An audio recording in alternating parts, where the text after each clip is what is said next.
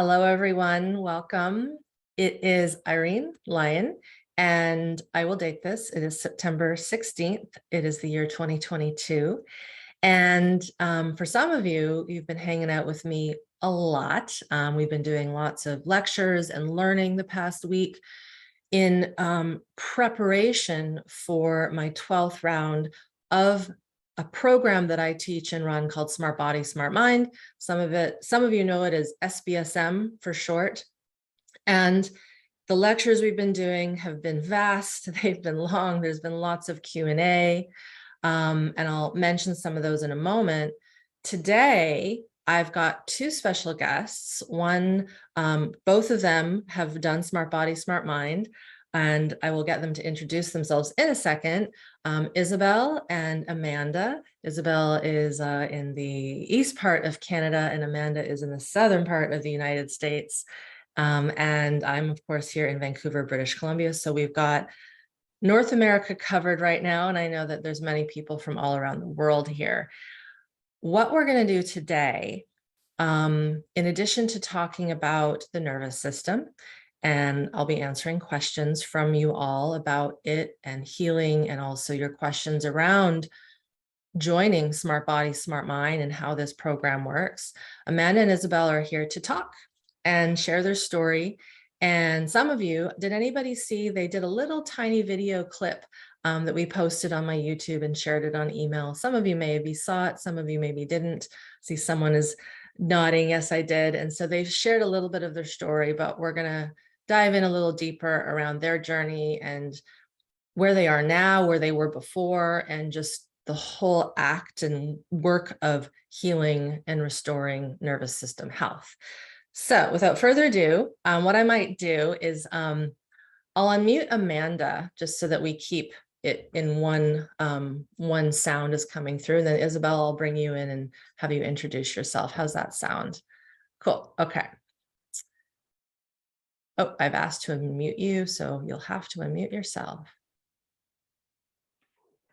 Hey. Hi, my name's Amanda. I live in Las Cruces, New Mexico. I did the SmartBody, SmartMind program in 2019. I was in a car crash in 2015 where I sustained a traumatic brain injury, as well as like a myriad of other things that I had never experienced before, like tremors and migraines. I couldn't read for the first year after the crash, which was, horrible. I developed POTS, which I didn't even know that was a thing. At the time I did SmartBody, SmartMind, I was basically bedridden. I just laid in bed. I have to laugh to regulate myself. It's because it's just so horrible, right? I basically just had to lay in bed all the time. I'm married, and my husband was, thank goodness, has been an amazing support to me throughout this. And we have 3 daughters. So at the time of the crash, my oldest was just turned 9 and a 7-year-old. And then my youngest daughter wasn't even quite 2. So.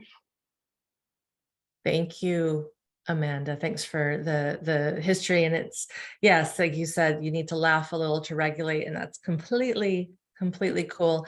You mentioned POTS, and I know that some people might not know what that is. So I'm going to just define it, and then we can dive into that a little bit when we go back and forth. But POTS stands for, it's a long one, Postural Orthostatic Tachycardia Syndrome. And what that basically means is the nervous system is stuck in a state of dysregulation, and it can't increase the blood pressure and the heart rate to sustain movement. And hopefully I define that in your experience is what you were experiencing, Amanda, but it can be it is debilitating because it makes it tough to move, right? Yeah, basically, like I basically couldn't, just really simple basic things like doing the dishes, couldn't do it.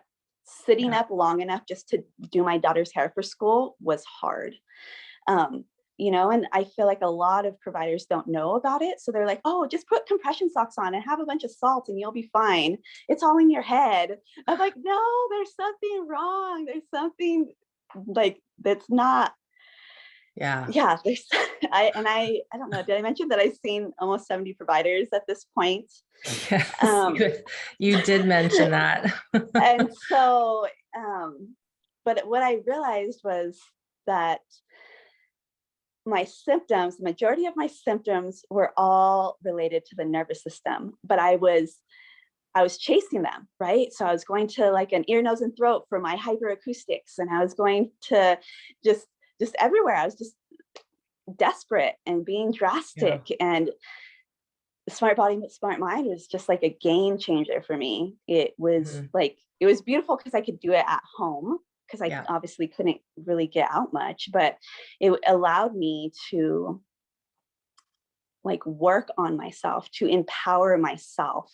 I feel like so much of the time we are taught as Americans, perhaps, to rely on providers to heal us, medications to heal us, pharmaceuticals, and there isn't a lot of power that is given to us. In my past life, I was a birth doula. I trained as a birth doula. And I'm a marriage and family therapist by trade as well. But I learned so much about being able to trust our body and really allowing it the space it needs with my work, with working with maternity support services and being a doula and the birth process. So I've been able to take a lot of those ideas around healing and bring them into myself. Eventually, it took me a while to get there.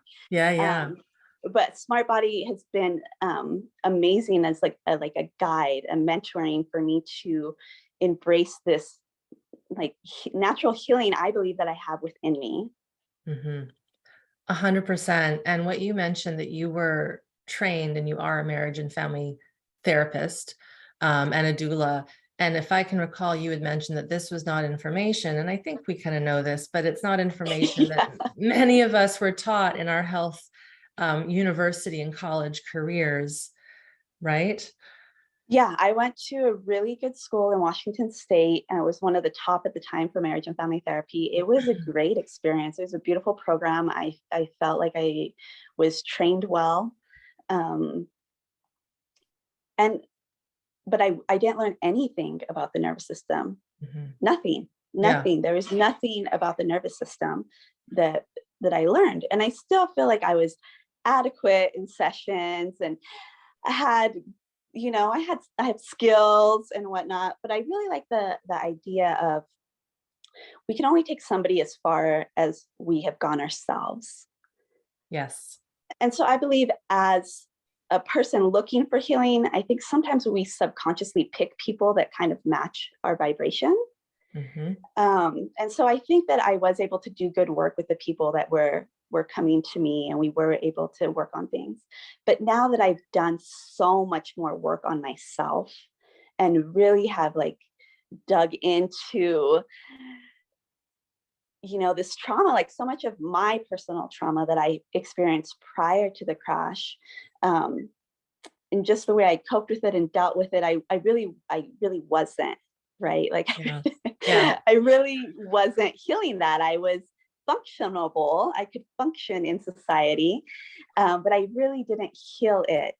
And so SmartBody, SmartMind gave me the tools to really like do that, to really not just get by, but to really release what, these traumas that had been holding me in these decisions that I was making, that it's just mind blowing to me. It's hard for me to even find the words. It blows my mind that like now that I'm where I am now, several years from SmartBody, SmartMind, and looking back upon my life, like all the choices, I said this in my testimonial, all the choices I made in my life were based on trauma. All of them, from who I dated, from what restaurant I went to, from how I slept. Like, it's insane. Like, it's absolutely insane that And I have a master's degree in marriage and family therapy, and I was functioning this way for years, 4 years.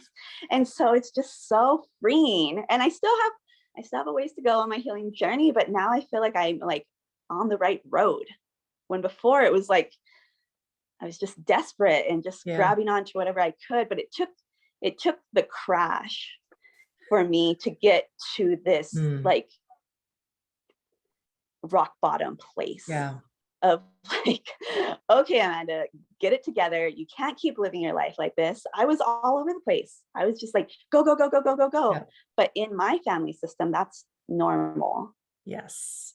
It's what you were brought up with. So to get regulated enough to be able to look at the outward system that you are in, either placed in by family or you've chosen, and see, that is not a healthy way to live your life. Yes. And I think it takes a lot of regulation capacity to truly see that and own that and decide, I want to do it different. I will do the hard work it takes to do this differently. Yes. Thank you so much. And I want to come back to you and talk about brain injury, actually, and concussion, because that was brought up in some of our calls earlier this week. So I'm going to hold that thought. I wrote it down so I don't forget. Awesome. So we'll come back to you. Thank you so much. And your excitement is, I can feel it. It's like you want to scream out to everyone, especially probably counselors and therapists. Yes. This is important. It's so important. So important. And one of the things I heard when I was first looking into nervous system work was nervous system work is social justice work. And I didn't really get that idea. I'm like, what are you talking about? How is it social justice work? I don't understand. And now I get that. I understand. And I can see, I've always been good at patterns. I'm a marriage and family therapist. We're trained in systems. I'm good at patterns. I'm good at seeing the patterns within society and whatnot. But it's just amazing to see that a lot of the choices that I may consider poor choices that people may be making or harmful to others are really coming from a place of, trauma, like hurt people. Yeah. And I really think doing this type of work, this type of trauma healing with SmartBody and SmartMind can be the key to really changing like society as a whole. Yeah, that's my thought. So I'm glad we're threading that. I like it. All right, I'm going to unmute Isabel. And Isabel, I'll get you to introduce yourself and your history and what led you to this work, please. I'm going to ask to unmute you. Thank you, Amanda. And we'll mute. Can you mute yourself, Amanda, just so there's no background? Thank you.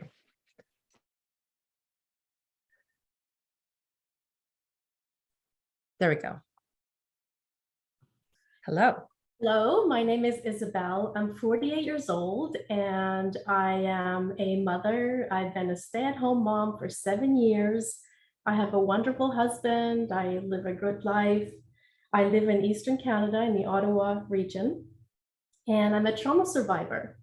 And how I came into the SmartBody, SmartMind program is through motherhood. I knew I had a history of childhood trauma. Well, actually, I did not know I had a history of trauma, but I knew that there were some things in my childhood that were difficult, and I didn't have the words to articulate it. I basically dissociated from my childhood most of my life.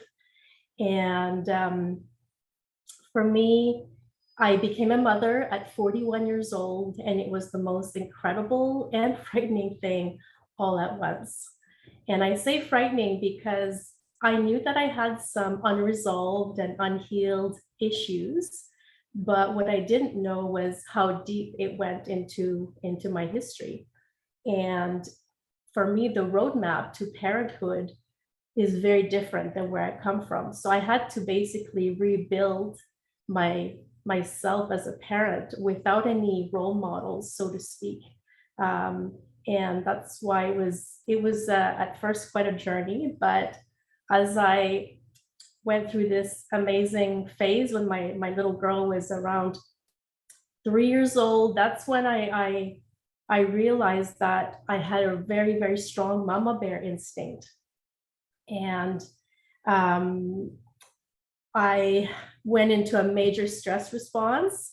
I didn't know why. And it was because my entire history of childhood came back bubbling up to the surface in little ways and in big ways.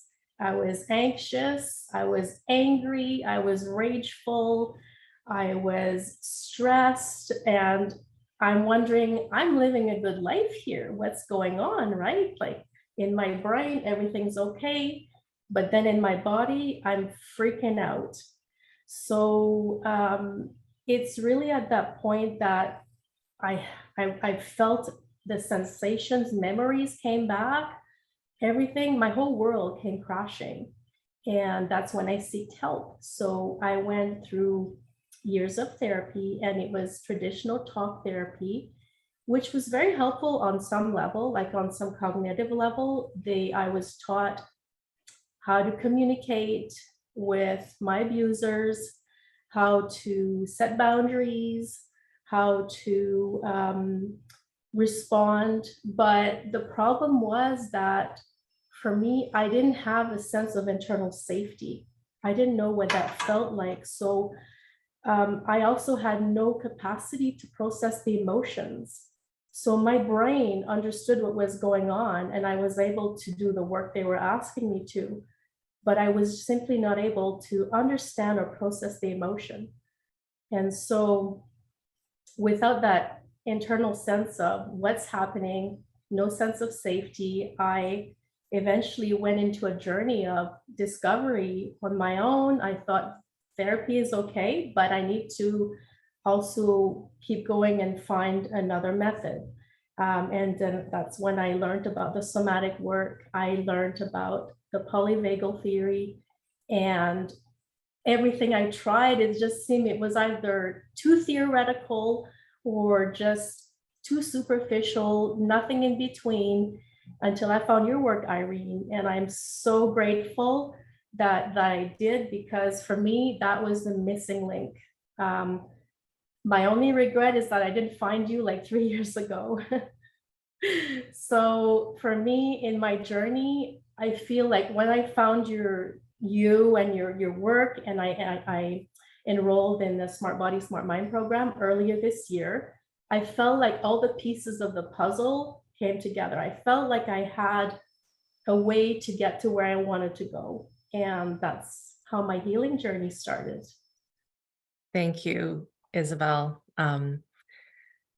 I appreciate the history you mentioned about the becoming a mom, and how this activated your mama bear instinct, thank goodness. And it also activated all of the other stuff from your childhood that, as you mentioned in your self-filmed video, there was a lot of domestic abuse and violence in your home. Your ACE score, which we've talked about here on these talks, which is the Adverse Childhood Experiences study, is quite high. Mm-hmm. Did you, when you do you remember coming across the ACE study? Was it through me, or was it through other means before you found SmartBody, SmartMind in my work, just out of curiosity?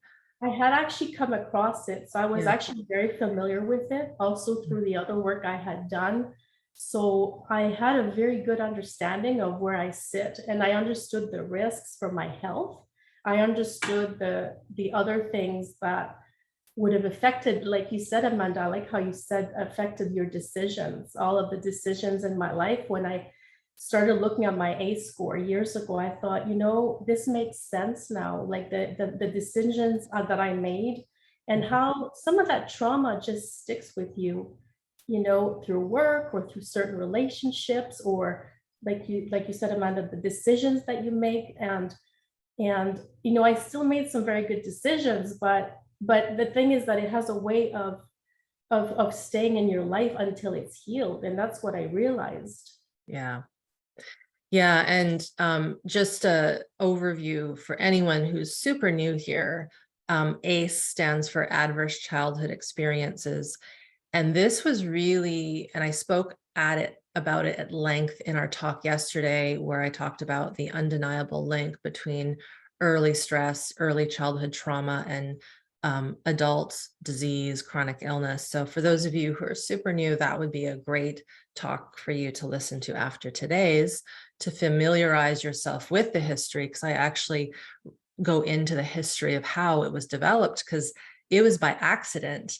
I'm not sure if you're familiar with that, Isabel, that they found out about this artifact that connects early trauma with later on disease. It was not, they weren't looking for that. They stumbled across it.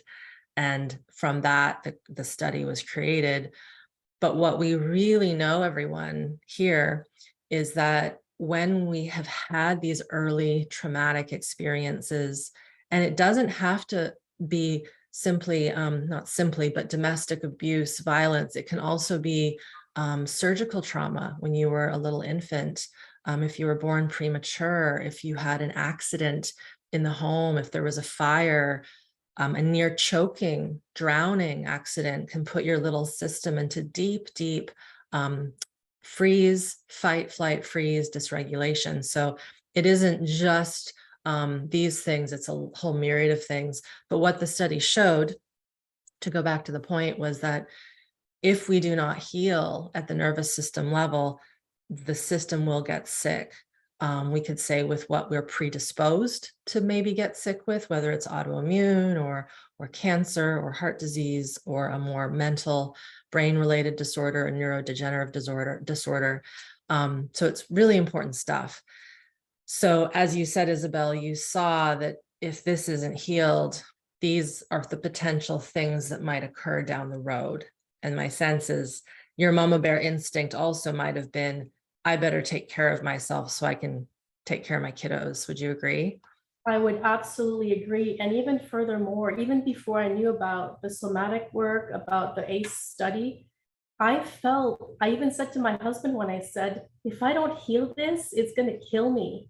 I don't know where it came from, but it was just an inner knowing that this is so deep that, and it has to be healed. I wanted to heal it because, you know, living like that in that stress response and that sort of anxiety, because on some level, my whole world felt like it came crashing all at the same time. Yeah. I discovered like I had to face and come to terms with my entire childhood, which, as you said, you know, was abusive, neglectful, sexual abuse, all of that, you know, and domestic exposure to domestic violence. And because I had none of that somatic work done, I really had to I felt like if I don't heal this, it's going to kill me. And I wanted to be there for my child. She's 7 years old, and yeah. I don't want to be the kind of mom that dies in 5 years with a young child. Like I want to be there for Amelie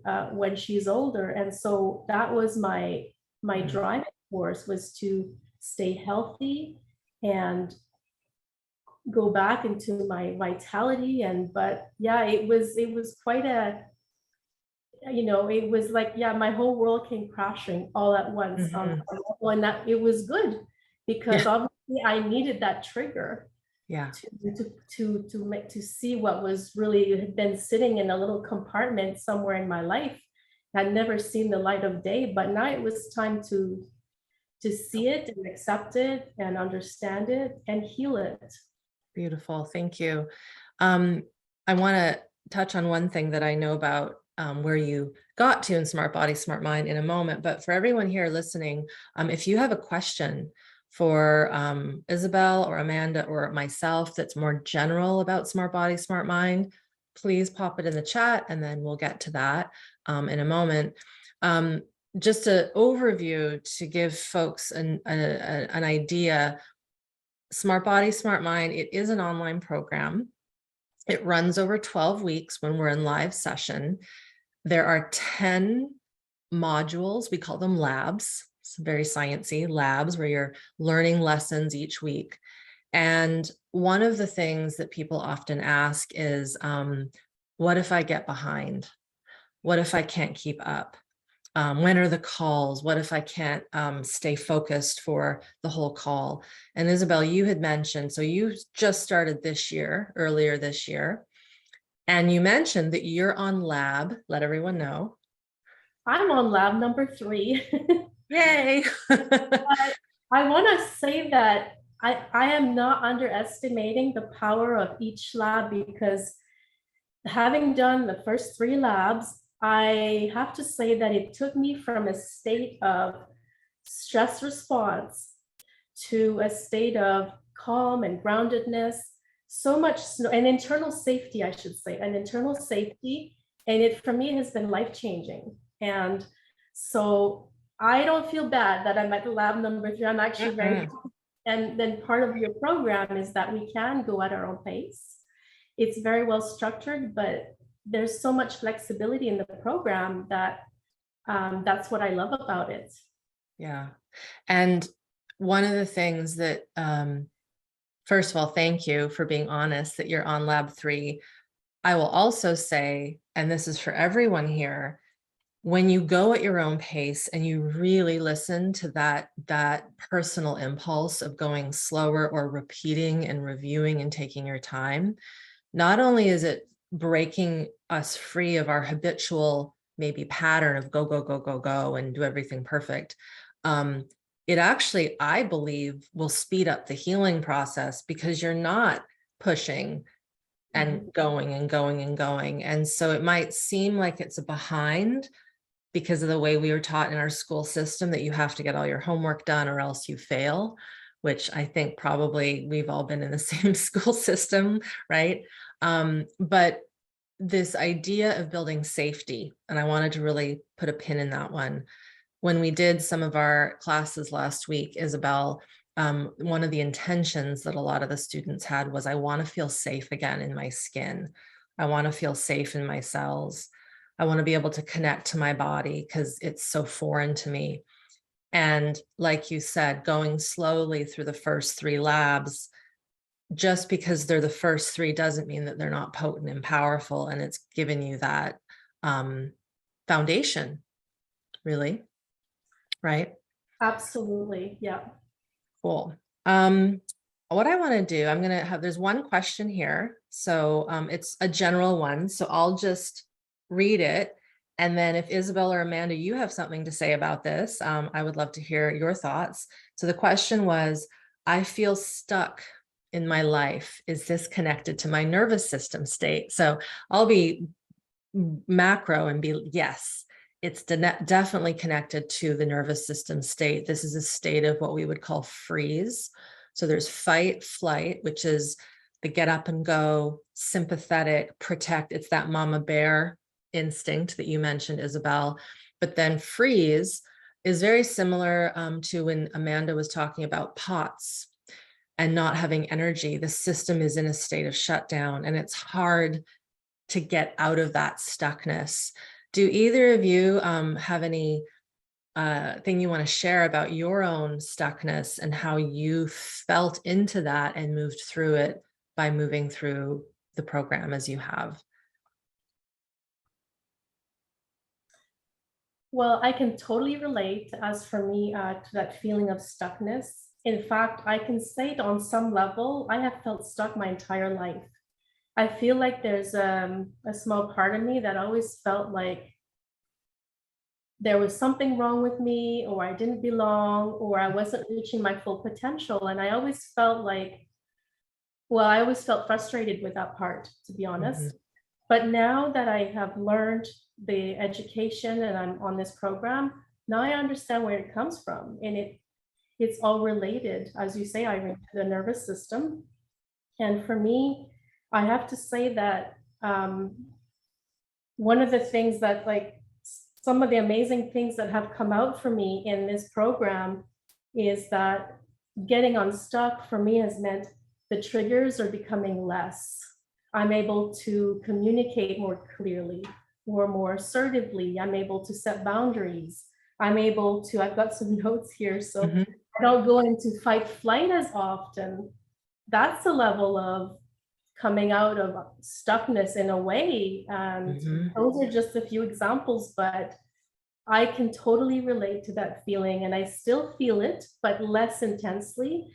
But what gives me so much hope is that I know that I can work through it now that I have the tools. Yeah. So thank you. You're welcome. Amanda, do you have anything that you want to add to that? Yeah. The first thing that popped up for me was creativity. Mm. And I've noticed that my capacity to be creative has really expanded since doing SmartBody, SmartMind. There are times growing up that I was very creative, and that is where I feel my most authentic, is when I can connect with my creativity. And it's been amazing. I have tried so many different activities, from macrame to candle making to gardening.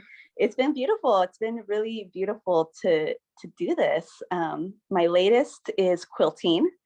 I just started quilting. Prior to this work, there's no way, absolutely no way, that I could spend 50 hours making a quilt. None. And now I just relish in it, and I love it, and been able to I just find so much peace in it, and I find it very relaxing. And because when I think of being stuck, to me personally, it's like lack of creativity. When you, because I don't know, creativity is just really important to me in my life. For sure. That's great. Well, when you'll have to send us a picture of that quilt if it's done, or the next one. I want to see it. Yeah. It sounds great. Yes. And for those of you, again, new here, this connection with creativity and higher brain really is coming back online, because we're not living anymore in that fight, flight, and freeze. So the survival energies that might be in us that are keeping us alert and in danger mode, and it's not safe, they're not going to allow us to be creative as humans, which we are born into. It is our birthright to have creativity. It's just what our systems are designed for. And we also have this animal physiology that if it is running the front of the bus, if it's running the show, it'll be really hard to tap into that human potential, if we want to call it that. So thank you. I'm going to go back to the questions here.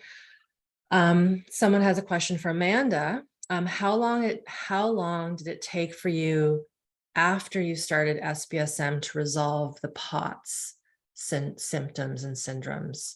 Do you have a specific with that one? Is it, oh, I'm going to ask to unmute you again.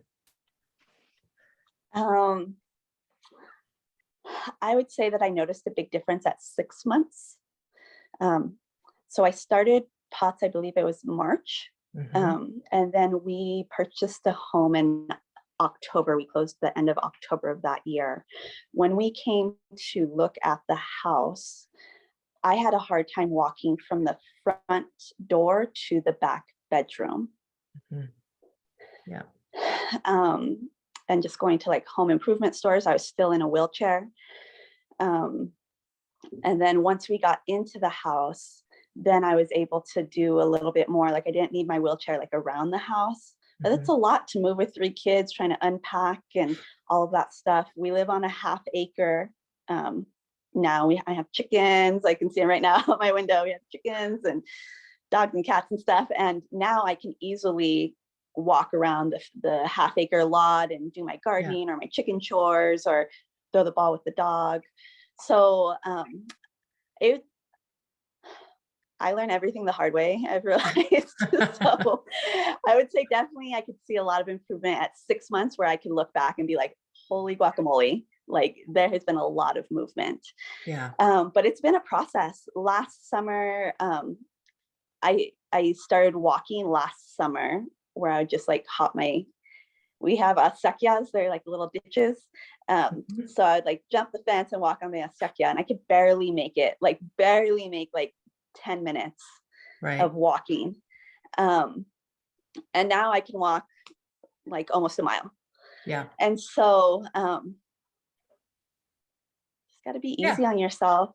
You know, Yeah. like every journey is different. I love when I hear stories of people being like, oh, I did this and I was magically cured the next day. And that's not me. That is not me.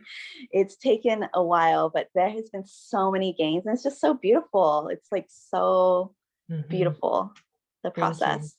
Thanks, Amanda. Yeah, and I'll add to that. So this was last year, so it would have been, you started in 2021, I believe. And so it was 2019. I did the SmartBody, SmartMind in 2019. 2019. So that was 6 months after that. So yeah, it's taken some time, and here you are, vibrant and moving and able to do these things. And as you said, clean your chickens and do all the chicken chores, which is great. And I'll say to the individual asking this question, everyone is different. So for some people, it might be the same timeline as you, Amanda, and for others, it might be less, and it might be more. You had a very serious shock trauma with the car accident, so your system was really put into distress. But it also depends on a person and where they were before, say, the big triggering event. If there even was a triggering event, there might not be for a lot of you guys here. It's just a more of a chronic, ongoing dysregulation that is creating, let's say, something like POTS. So I don't like to put numbers and say, because Amanda said it was 6 months, that was your journey, as everyone I think understands. And I will say, the system wants to be regulated. The system wants to be regulated. It doesn't want to be stuck in fight, flight, freeze, but we need to give it the language.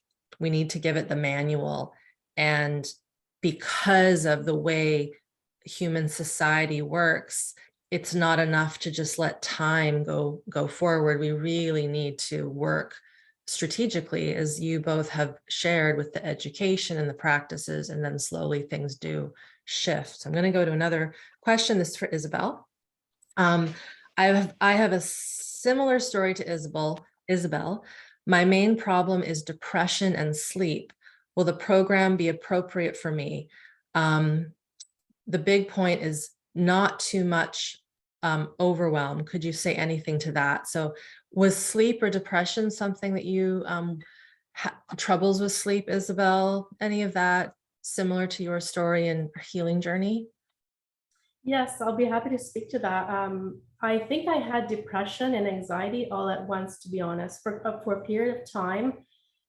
And then I did struggle with sleep for a period of time as well, just because I think the emotions were so intense.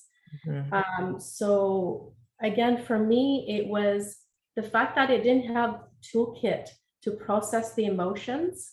Yeah, that's what, it wasn't getting resolved. Even though I was doing the traditional therapies and all kinds of stuff, it was not getting resolved. And just doing the first 3 labs for me gave me that foundation that I needed to go into my body, feel those sensations, and build that capacity. Obviously, for me, it's a learning in progress. It's going to take time, and there's a lot in there. I feel it, but for me, and I still have. I mean, I've started this work earlier this year, so for me, it's still very early days. But I have to say that it, like I said, it's groundbreaking. It's life-changing for me already to see that, okay, I feel a little depressed right now, or I feel a little depressed for a week or two. But what used to happen before is I might panic. So the sense of panic, not understanding what's happening, would create, like, would just build on top of that. And now what happens is that if I have a little day or two or a week or two of feeling depressed, I'm like, okay, I'm feeling depressed, and I need to feel these emotions. I need to go into my body and experience it, because it's obviously probably something from the past needing to be released. And I just having those tools, that foundation, has been incredible for me. So, and I still have once in a while some nights that I'm a little bit more awake, where I don't sleep as well, but generally that doesn't tend to be my main symptom. But I would say for me, yes, it would this program would definitely be perfect for this kind of situation. Yeah, thank you so much. Yes, and what we are learning now, and this has become a very hot topic in the worlds of psychology and really the research around depression, is it's been pretty much shown that it is not a chemical due to a chemical imbalance. This is new research that's really come out, and it's confusing some people because we've been putting a lot of people, not me personally, but the psychiatric and medical world will put folks on medications to try to regulate the brain chemistry. And we are like, wow, this actually isn't a brain chemical issue, that it's rooted in dysregulation of the nervous system. And again, remember, depression is suppression. So when the emotions are suppressed and haven't been felt, specifically anger and healthy aggression, it takes a lot of energy to keep those big energies in. And then the system is in many ways taxed and fatigued. But then sleep, people might say, well, if it's fatigued, how come we can't sleep at night? And we're awake. And that's because when we go to rest and things are more quiet, the little fight flight gremlins, the little activations, they visit and they say, now I'm gonna give you some focus. Like, you need to feel me because you've been ignoring these fight flights all day, and we're gonna keep you up to feel these. Some would call it anxiety, but it's really fight flight. It's the sympathetic, adrenalized energy. Thank you, Isabel. Another question here. It's more general. This is regarding SmartBody, SmartMind's program and how it works. Do the live calls discuss the material for the week's labs, or are they more general information? So if we were slow on lab 1 for a month, is it okay to continue the live Zoom calls for the rest of SBSM? So I'll answer to that. And then I don't know, Amanda or Isabel, how you navigated the live calls. So I'd love to hear from you two in a moment. But yeah, the training calls with me, they do match up with the labs. And I will say the way I teach is very inclusive, and that I'm always wrapping back the basics over and over again. And we can learn the theory and have that sink in, and we don't have to be matching it up with the practices. It's kind of like many of you have maybe watched some of my YouTube videos on anger or shame or something else like that. And there's no physical practice, but that information is still trickling into your body. So yes, they match up, and the lectures are in many ways their own piece. I'm not sure, Amanda, how did you move through with the training calls? Did you attend? Did you listen to recordings? What was your experience with those? Now you can unmute yourself. So I made SmartBody, SmartMind my main priority when I signed up. Mm-hmm. And so I tried to go along with the program as it was going. I was really grateful for the rest week that was in there. And I may not have done the labs before the talk, the live, but I think there's something really beautiful being able to connect with other people, even if it's just online, that are going through the same process. And so I made that a priority to me, is to go to them. And sometimes I would just be listening. I don't always have to be watching, but just knowing that my presence is there while other people are also on this healing journey, I thought was really comforting to me. And I was glad that I made those lives a priority. Thank you. Isabel, what about you? Yeah, for me, I started off with following like lab 1 exactly as with the theory, then the practice, and then the live call. But I think by lab 2, I think I needed to integrate it a little bit more. So I went through again the exercises, but I attended some of the live calls, and I did the same for lab 3 as well. I think I attended a few live calls, but to be honest, what's beautiful about this program is that you can always go back and listen to them when you're ready. Yeah. And so that's what I really appreciated. So I didn't feel rushed. I just felt like I can just take this at my own pace, and it was perfect for me. Thank you. Yeah, and some things that I hear from students as well, from your peers, is I've heard some people will go through SmartBody, SmartMind the first time, and they will just do the theory because they're not ready to dip into their body quite yet. And then other people, it's the opposite. They don't want to look at the theory because they don't want to process. They just want to feel. And then some people do a bit of both. And this again comes back to, and we say this over and over again, really try to listen to what your urge is, to what your impulse is. And often it's right. So that's where, again, everything is recorded, just as a reminder. If you can't make anything live, everything is loaded to our program site. You get the audio, the video of the gallery, the video of just me. We also create transcripts. So if reading is a way for you to slow things down, you can read every single thing I say, or Seth, my husband and colleague, says when he's answering the question and answer calls or the Q&A calls. So there's something for everyone. This is another question for Isabel, and then there's one for you, Amanda, next on TBIs. So question to Isabel: how did you make the decision to have a child?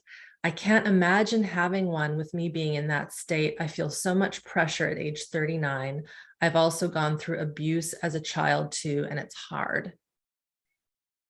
That is such a good question. To be honest, it didn't come naturally to me for a very long time, even though the strange thing is, I'm going to share this, is that I always had my daughter's name picked out from the time I was 10 years old. So some part of me always wanted to have my daughter, but I think without having the words for it at the time, I felt that my history, that sense of stuckness, and that feeling that when you can't take care of yourself, how can you take care of someone else? Mm-hmm. But I reached a point in my life that even though I hadn't dealt with certain aspects of my past, I felt that my husband and I were in a great situation. It was just the right time. I had a calling, and then we had Emily, and I was 41, and it was the most amazing thing ever. And I can't imagine life without her now, obviously. Mm-hmm. And like, I'm so happy also that it has brought up who I am in a way, and then, like, the authentic me, despite my past. It's been really hard though, because I have to say it's been very triggering, like I said earlier, but I wouldn't change it for anything. It's put me onto this journey and has enabled me to examine all those things that I really didn't have the courage, or maybe not the courage, but I hadn't had the chance to process or deal with in my past. And obviously it was my time, and thanks to having had my daughter, in an ideal world, yes, maybe I could have found you, Irene, like 10 years ago, or and dealt with all of this before in an ideal world, but that's not how it happened for me. And obviously I wouldn't change it for anything. And so I'm growing, I'm healing as I'm going through my process with being a mother. Thank you, Isabel. And one thing that I'll just acknowledge is you've broken the cycle of abuse in your family system. Yes. And that is so friggin' huge. It's huge. And that was the one thing driving me. It was like, if there's one thing, it was my protecting of my daughter. It was like, I will break this cycle at any cost. Yeah. Any cost. If everybody leaves my life, if I even, whatever happens, it was like, this is going no further. And it was huge for me.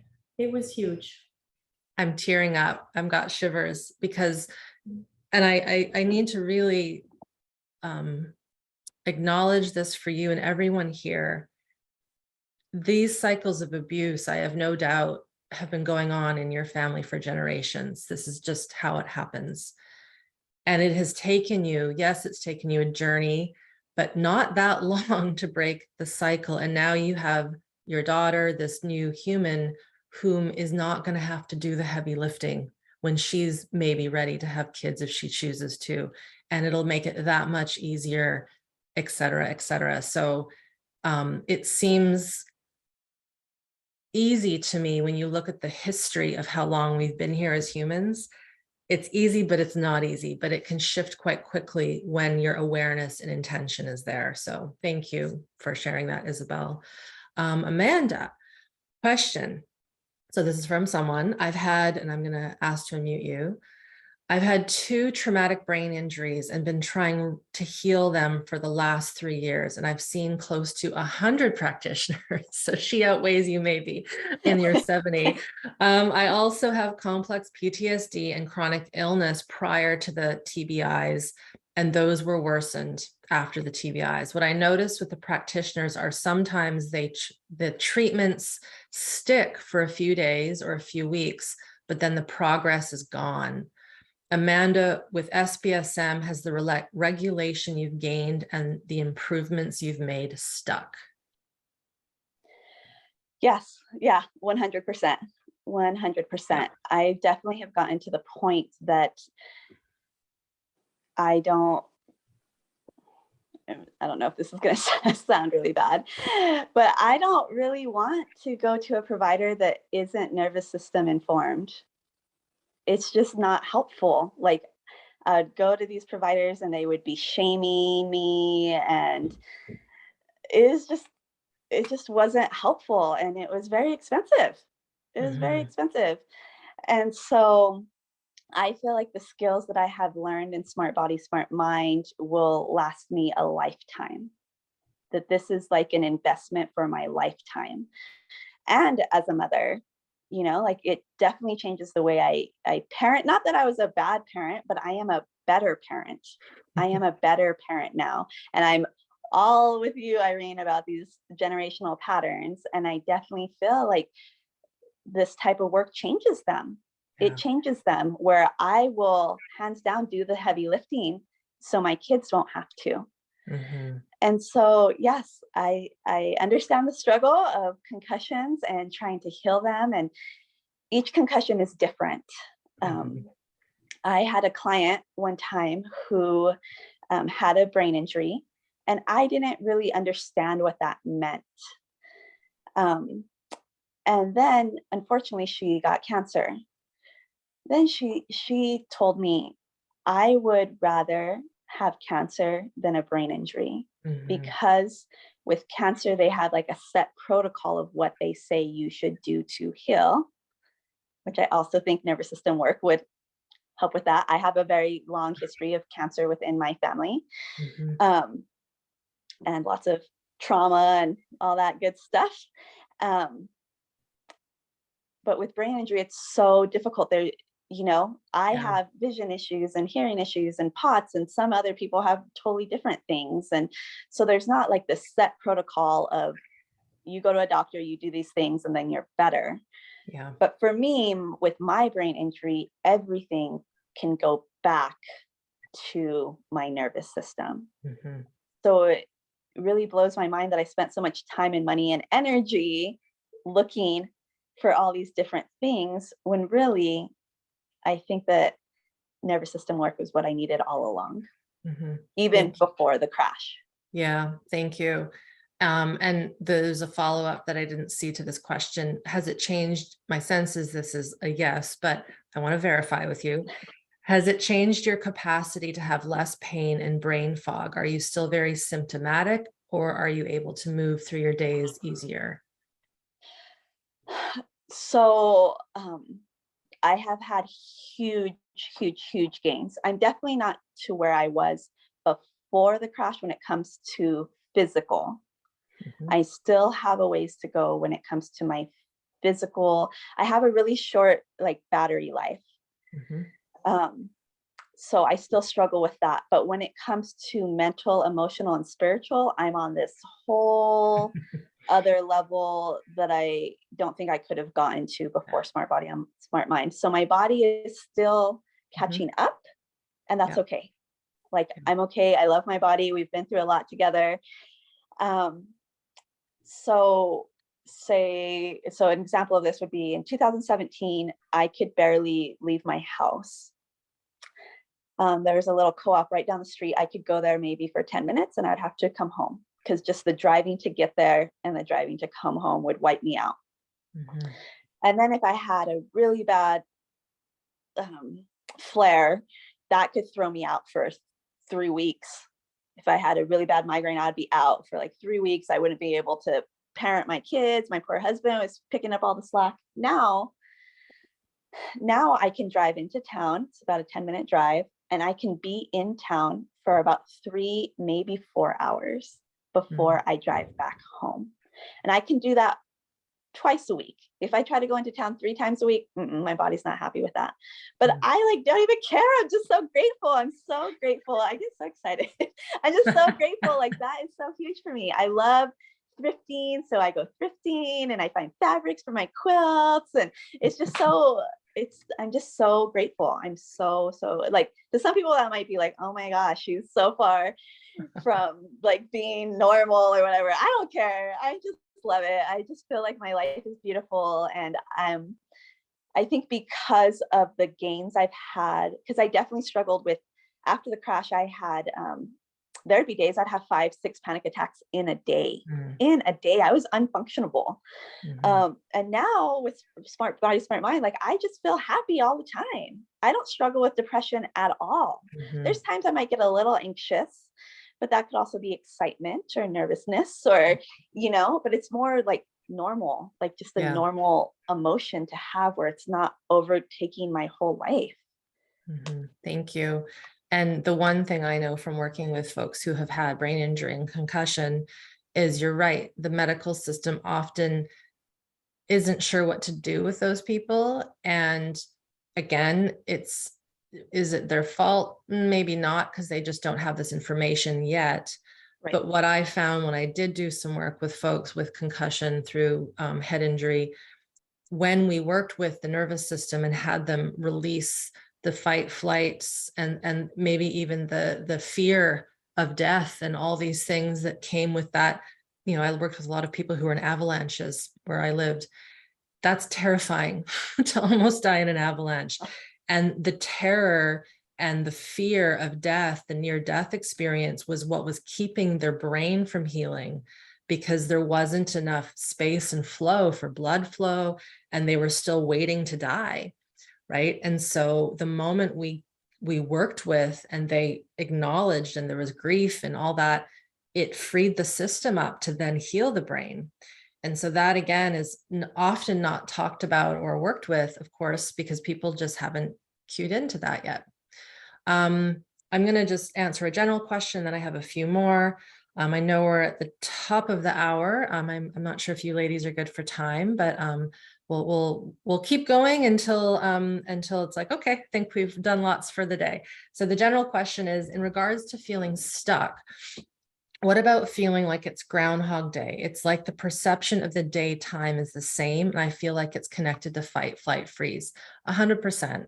So this again comes back to this idea that when we have had traumas and bad things that have happened to us and unsafety, fight, flight, freeze in our body, we lose orientation to where we are. We lose orientation to the here and now, to the present moment. What's interesting is when we get more connected and we start to release these traumas, these I call them balls in our swimming pool. That's my analogy. When we're growing capacity, what starts to happen is we not only connect to ourselves, but we're connecting to the daylight differently. We actually start to have an intuitive sense of what time it is. And we're seeing things differently because we're just that much more present in our body. So that does shift as we get more regulated. General question, next general question. I'm wondering about safety and the SBSM program. And I think Amanda and Isabel, you might have something to add to this. So I'll read the question first, I'll address it, and then I'll invite you too. Over several years, I've done EMDR, craniosacral, somatic experiencing, acupuncture with highly skilled, well-meaning practitioners, all of which unfortunately blew up my system, functioning, resulting in tunnel vision, limb uncoordination, terror, rage, and rage. Again, I'm concerned about safety in trying something new. So I'm going to answer a little bit to that. And then if you two have something to add, I'd love to hear it. So I don't know your history, the individual asking this, but I'm going to make a hunch. So you mentioned SE, and I'm trained in somatic experiencing. So that might be a little confusing for some people going, wait, how come SE blew up your system? It depends on the SE provider. They might be highly skilled and well-meaning, but there's another layer to the somatic work, and that's the work of Kathy Kane. She is a colleague of mine and Peter Levine's, and her work really focused on working with these areas that we would call the stress organs, the kidney adrenals, the brain stem, the gut. When we have had early trauma, developmental trauma, and I'm having a hunch that when you mentioned there's this limb uncoordination, terror, and rage, I'm wondering if there is a history of yours. Oh, Bonnie's adding in history of some form of developmental trauma, maybe an injury where you weren't able to move, maybe you were in devices that didn't allow your motor development to occur. And I got it. History of in utero trauma, birth trauma, multiple car wrecks. So this is what this is. When you say limb uncoordination, terror, rage, that's a little human screaming, going, get me out of here. This isn't safe. When there's birth trauma, sometimes we might have a near-death experience as an infant. That's terrorizing and super hard for a little tiny person that doesn't know what's going on. So what has to occur is the slowest of the slowest of the slowest dipping into connecting with your body. For many of us that have this kind of history, an hour session with a cranio or an SE or an EMDR or an acupuncture is way too much. You would want to do maybe 5 minutes of craniosacral, and that's it. And the trouble is our model of paying someone, because our practitioners deserve to be paid $100, in some places $200 for a one-on-one session. You get your whole session of an hour. Very few practitioners will see you for 5 minutes. Right? It's just not conducive to the model. And so I understand the worry about the safety, but as Isabel has said, and Amanda, you might also back this up, you can go at your own pace. You might do the first minute of the first lesson. And I know that might seem like, oh my gosh, I'm investing this money to only do a minute every day for a week. That's okay, because that means your capacity is building and you're not, as you say, blowing up the system. Do you two have anything to add to that? This kind of speaks to, I think, Isabel, what you were mentioning about going at your own pace.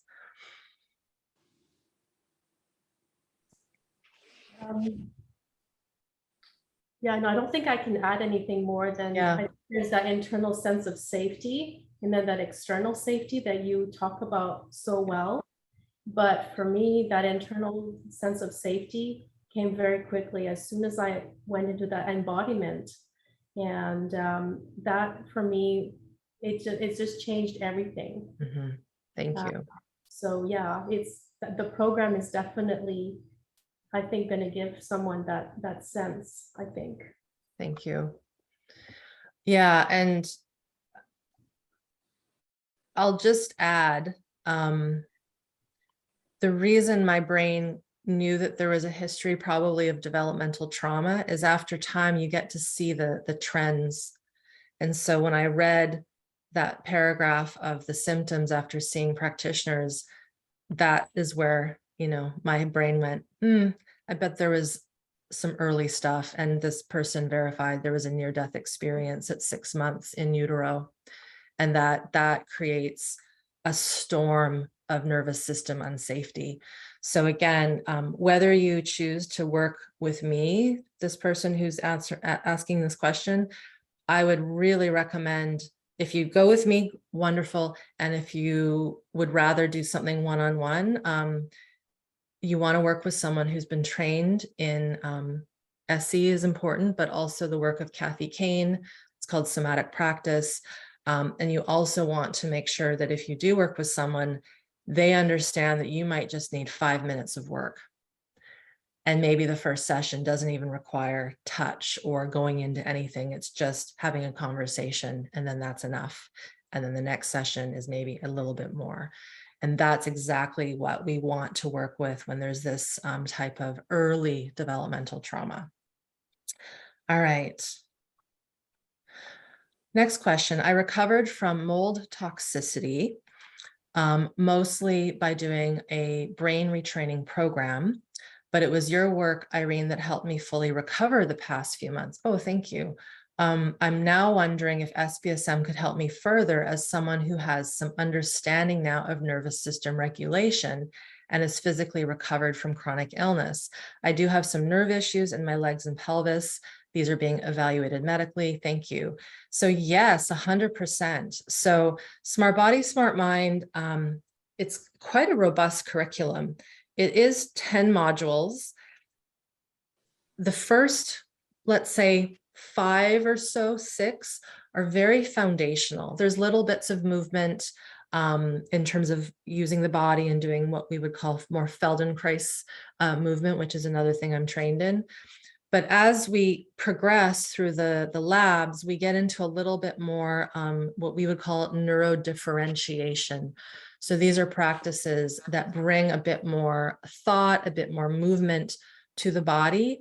And so 100%, this program has been used for all sorts of folks, whether someone is recovering from something like chronic fatigue, as Isabel and Amanda have been talking with their histories, but also if you're doing okay and you want a little prevention, this is, as I wish I had this when I was in my 20s, because it probably would have foundationally set me up to handle the big traumas that eventually did come out of my body when I went into my training to learn SE. And they were pretty darn big, the things that came out. All of that's on my About page if you want to read that.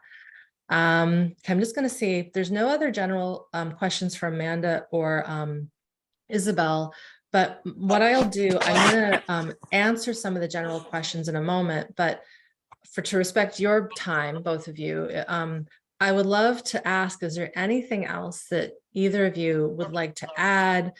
Any inspiration, anything on your notes that you would like to say before we wrap up kind of the discussion with the two of you, and then I'll get to the more general questions. Yeah, so Isabel mentioned that she looked at different things and some was too much or too little.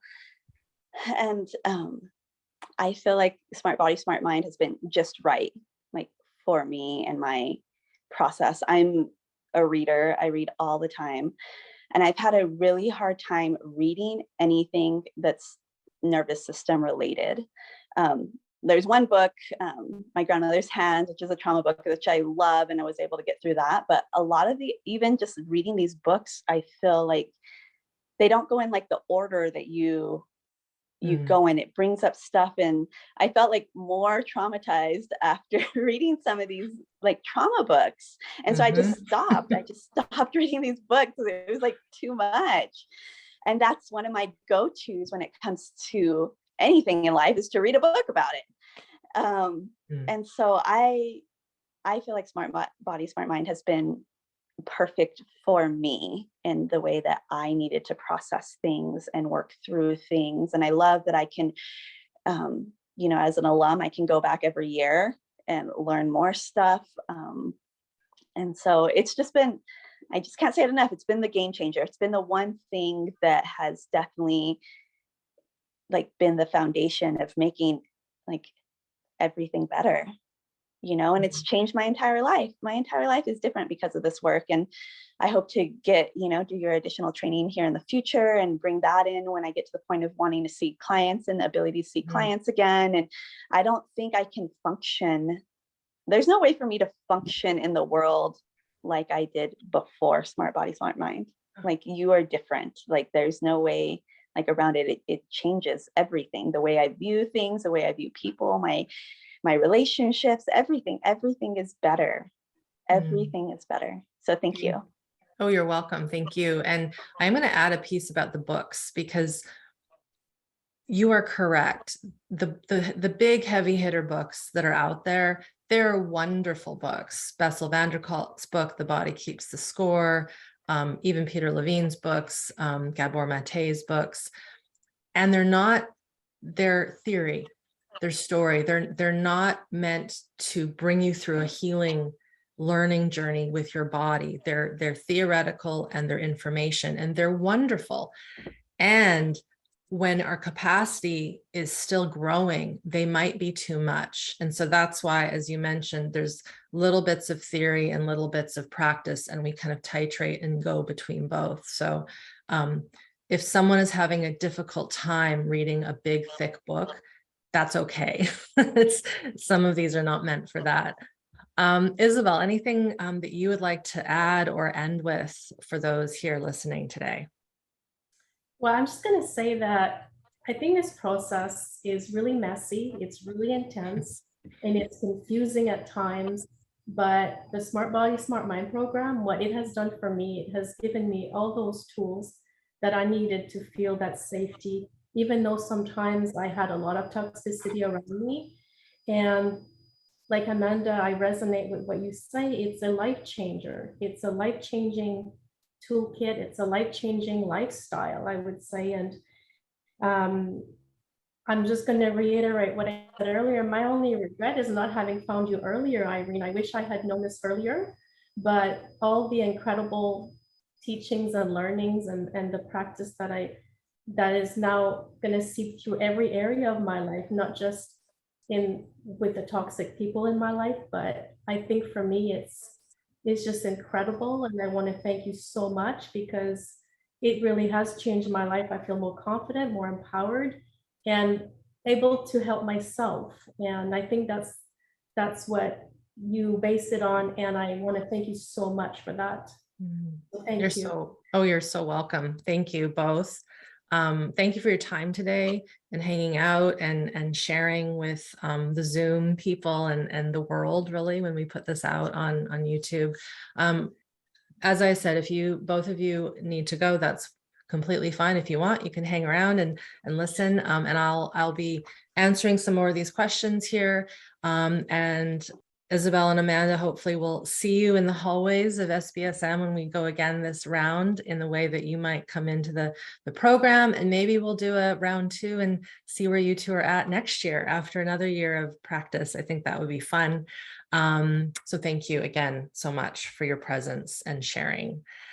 All right, I'm going to get to the questions, everyone. Someone asked, I just saw this in my eyes here, can we get the list of all the lab names in SmartBody, SmartMind? Yes, it's 1 through 10. There's no fancy name. There's just lab 1, lab 2, lab 3, lab 4. And the reason why is because there's a little bit of everything in each lab. While we are at the beginning, we're working more with a bit more education and capacity building. There's also a little bit of movement, and there's a little bit of connection to the environment, and there's a connection to the internal, and there's a little bit of education. So I keep it pretty simple, and then we move through the labs in that order. And of course, as we've been talking about here, you go at your own pace. So another question here, if I have a hard time memorizing materials, will this course be difficult for me? Absolutely not.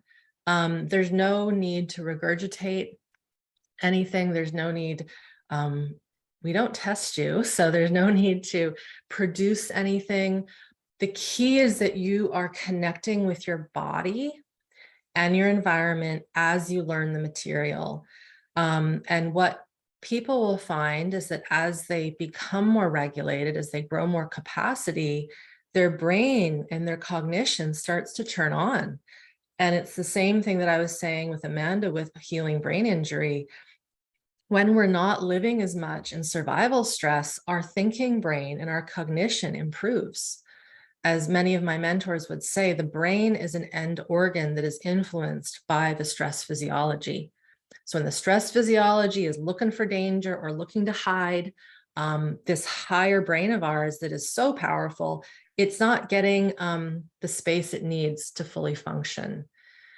And this is, again, connected to all the things we now know, ADHD, learning disabilities. They're very much connected to trauma, and they're connected to us being stuck in our survival responses. Next question, does SBSM teach about feeling sensation and emotion of past trauma and release survival energy? Also to go into the internal organs to comfort the body, 100%. So while I'm not, the one thing that I'll note in this course, I don't ask you ever, what are your traumas? You know what your traumas might be, and some of you might not remember them because they were so early.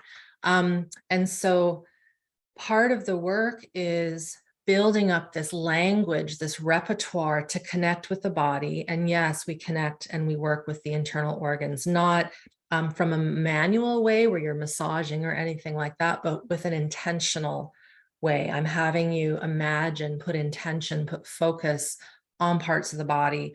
And at the beginning, we don't start with the organs because that's a bit more advanced. We start with gentle touch, feeling, sensing, noticing breath, orienting, getting better at feeling the movements in our body. So all of that is in service of reconnection to the self, reconnection to the environment.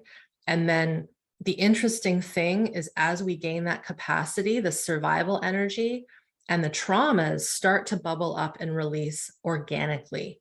And that's what we want. We don't want to try to pry a trauma out of the vault of our history. We want it to come out in its own time, because when it does it that way, we don't get re-traumatized. We handle it because we've learned the skills to be with the body in intensity. So I hope that answers that question. Next question. I have a pre-state of white cancer within my vagina, which is very unusual. Might this be connected to stored survival stress? I can't say without a doubt, but what I do know is that it has been shown that certain forms of cancer are connected with unresolved trauma. And if we think about what cancer actually is, it is the body's inability to kill. It's called apoptosis, that's a fancy word, to create cell death in cells that have gone a bit funky and off, that are over-replicating, that shouldn't be there. And when we're again stuck in fight, flight, freeze, when we're revving with survival energy and we're hypervigilant or we're shut down, the true restoration and repair and regeneration of our autonomic nervous system, it's called the rest digest phase. The fancy word again is autophagy, it's cell cleaning. These processes aren't working properly. Again, if there's a fire in the attic, the last thing you're going to want to do is wash the floors downstairs, right? You're not going to polish and dust the house. You need to tend to that fire in the attic and put it out. That's the equivalent of survival stress. And so when it comes to cancer, there's a fairly strong connection that we're seeing with the onset of these, what we would call diseases and cell replication with unhealed trauma and the system being in dysregulation. All right. General question. This is a feedback question. Okay. A general feedback and question I want to share with anyone wondering if the program will feel safe, and maybe Irene can comment on this. I've only signed up now for SmartBody, SmartMind, but I feel extremely cautious to try anything new because of how dysregulated and traumatic many healing and treatment experiences have been. I understand. What I did beyond the YouTube videos is I started listening to Irene's audio samples on her site. One is called the 4 Steps to Calm. That's a freebie on my site. I did this a few months ago to see if I feel safe with her content, and maybe that's a way others can test and establish if they feel safe with this content. Thank you. Yeah, I have audio lessons on my website. I think right now there's 3 of them there where you can download, push play, and listen to me guide you through connecting. I'll also say that when I'm teaching here and talking, I try to, as best I can, to pause and connect with the environment. And today we did a little less of that, but my desire, my job is to make sure that when I am teaching, whether it's recorded or in person or even a training call, that there is this knowing that if you're feeling something, that's cool, that's good. And if you need to pause, that's cool, that's good. I joked the other day with a class that I was teaching, if you need to say, that's enough, Irene, and slam your computer down, that's cool. That's some healthy aggression. That's a boundary. I can't do anymore, right? There is nowhere, anywhere in this program where I'm like, you have to stay here. You gotta stick with it. Come on, be strong. No, right? That might be in your mind because of past history. And my team and I, we are very diligent, and we start to sound like broken records. Please go at your own pace. And that in itself is a shift in how we're wired, right? When we've been taught to push and push and push. So thank you for your comment here. How do you handle patience since things take time and the process needs time? I found patience is a big trigger because things are moving slowly in building capacity. That's a great question. So what I'm sensing or what I'm tuning into is, again, I don't know your history, but I'm wondering if there was a history where things didn't go as fast as maybe you wanted to in your family system. That's just something that came to my brain. The other thing I'm gonna say is, if you're feeling the patience piece as a trigger, I prefer the word activation to trigger. There's something activating in it, is to learn how to notice what is activating in the system.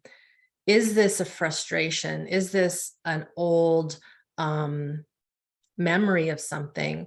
Is there a resistance in the body? Do you want to go fast, fast, fast? Because the interesting thing is, yes, going slow for some of us might feel like nails on the chalkboard, right? And so I might say, okay, well, what would it be like to, let's just say you got to go a little quicker. Maybe you listen to some of the information. I'm just, again, making this up, and you walk, right? You bring in some of the information when you're running errands, and you just have it in the background. Some people will say that they'll just put on a lesson if they're not quite ready to go slow and methodical, is they'll put on one of the audio neurosensory exercises, and they'll do stuff around the house just so that information starts to come in. Because again, this idea of patience and going slow, if our system has a lot of survival energy inside, it's going to feel hard. This is where this concept of ADD, kiddos and adults have ADD too, and hyperactivity. This is survival stress. This is hypervigilance. There needs to be movement. There needs to be action. There's danger. I can't sit still, because if I sit still, I might get taken, right? Or I might get in trouble. So there's ways that we can play with some of these concepts for sure. And sometimes we need to maybe be a little less slow and just notice, okay, I think I've got a little energy and I'm going to need to move that energy out. Okay. Is playing a song or singing a song in your head all the time a sign of trauma, or is that normal? That's a great question. I'm going to say I don't know, because I had a song in my head for 2 weeks the other week and it drove me crazy, but it was because it was playing everywhere, because it was on like the top, whatever it's called. It was that song from Kate Bush that got popular from the Stranger Things Netflix show. And it's the song from the 80s that got resurrected. And I had it in my head. I went to bed with it and I woke up with it, and then it was playing in the grocery store and I was like, what's going on? It's not there anymore, but it's a catchy tune, right? And the thing is that sometimes songs can help be a resource for us, just as that song was a resource in that show for her, if you know that show. So yes, I don't think it would be a trauma, but I think it's sometimes we connect to things that feel good and that give us resource, and then we repeat them again and again. Next question, beyond working with the stress organs, is SBSM similar to 21 days? Yes and no. So in SmartBody, SmartMind, in total, I think there's about 36 neurosensory exercises. Those are the practical. The Biology of Stress video series, which is a 5-part series, is in both courses. But in SBSM, there's extra training calls with me, 9 of them throughout the 12 weeks. There's Q&A calls with my husband, Seth, and he is very good at answering questions. He's a little more focused than I am sometimes. He gets right to the point and gets into them. So some people love his style as well. There's also a lot more in SmartBody, SmartMind. There's the organs, but there's also working with, we call them the diaphragms of the body. They are the spaces in the body that hold memory, emotion, traumas. We call them diaphragms in the somatic experiencing world, and that would be the term in osteopathic medicine. In the more Eastern traditions, they might be the chakras. So crown would be the tentorium, and then the throat would be, the heart would be the shoulders, the upper respiratory, solar plexus would be the true diaphragm, and then the root would be the pelvic bowl. And so we also work with these spaces because it isn't just in the organs, it's also in the other parts of the body. There are some other lessons that work with layers of the body. So going into the fascia and the bone and the muscle, there's more movement. So there's more Feldenkraisian lessons, which bring up more of the developmental movement patterns of the body, working with the hands, working with the spine, working with the ribs, with the feet, and then that blends in as well. So they are similar and they are also different. There's a lot more content in SmartBody, SmartMind. So this is a general question again. When doing somatic experiencing, should there be a focus on defining your resources before you actually start the SE sessions? That's a great question. It depends on the person. And I think it depends on where a person is at. And I will also say that in SmartBody, SmartMind, the very first lesson of the first lab is called Researching Your Resources.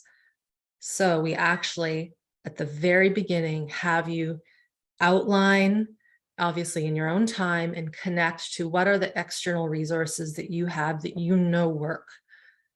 Could be a warm blanket, could be music, could be a book, it could be movement, it could be a bath, could be nature, could be your pet, it could be a favorite herbal tea, it could be anything, it could be cooking. So you define those so that when there is activation through the lessons, because that will happen, there will be activation, there will be the release of fight, flight, freeze, you then know, I'm going to get my resource right now, or I'm going to think of that resource so that my system shifts gears a little bit and comes down. So yes, SBSM touches on resources. So we don't tell you what to choose for your resources. This is for you to connect to and really get to know and own them. And the beautiful thing about resources is that many of us have them, but we never stop to really think about what they are. And so that's how we begin the program. All right. So I'll wrap up. If another question pops in, I'll see it. just a reminder that we run the course typically only once a year. So we are doing this round now in September, as in many ways we're calling it a bonus. We haven't done the course twice in a year for about 4 or so years. So my impulse was to run it again. So we're running it again. Registration is open until Monday. So if you do know that you maybe have another question, or you need to go to the site and learn a little bit more, or you have a logistical question, please ask us. Just email us, support@irenelyon.com. I am going to be doing a Q&A session on Sunday, same Zoom link, same place. Tomorrow, I'm going to have a fun talk with my hubby, my husband, Seth Lyon, who's also a practitioner. His story and my story of upbringing are very different, and yet we like each other and love each other, and we live in the same house and we get along.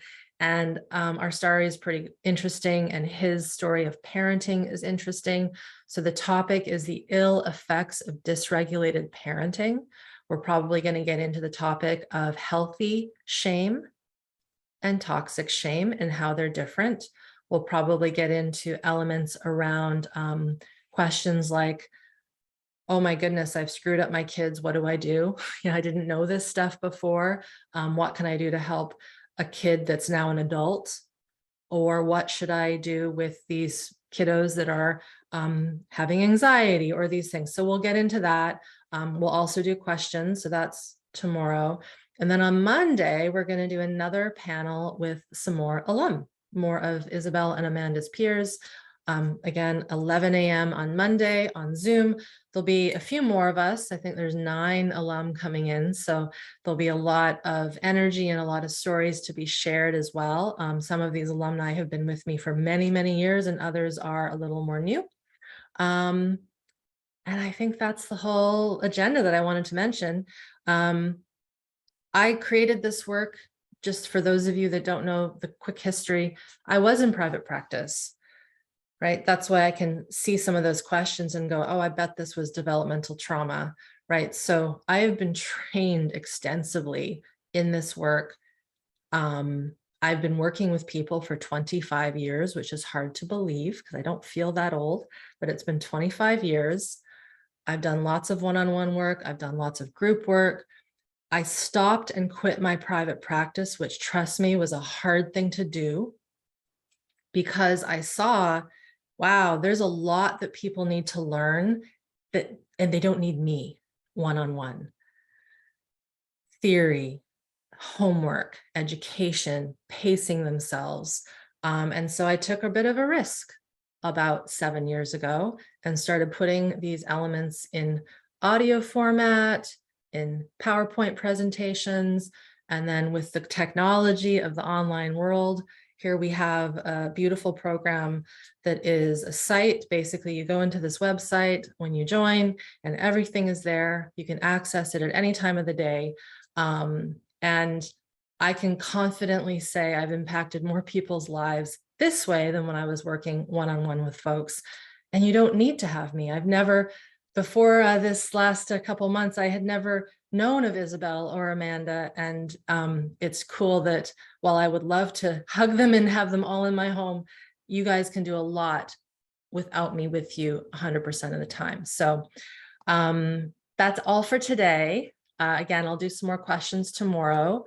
Please, if you have any questions, do not be shy. There's a huge FAQ page on the SmartBody, SmartMind registration site. There's about 19 questions. So reading through that will give you some more information. And say do. That's everything. Much love to everyone. Thanks for everyone who's been coming in every day and listening and being with me. I'm getting to know your faces. Trudy, you're right there. So Isabel, Amanda, I see you're both still here. Thank you for hanging out and listening and providing your energy. Thank you, Bonnie, for keeping the chat in a space that I can see it so I can answer the questions easily. Be well, everyone. Take care. Just listen to your impulse. Feel if this is for you. And if it is, wonderful. And if it's not quite the time, that's wonderful too. There's lots of other things that you can start with on my site. And we will see you tomorrow with my talk with my husband at 11 a.m. tomorrow. It's the later time tomorrow. Okay, everyone. Bye-bye. Ciao, ciao.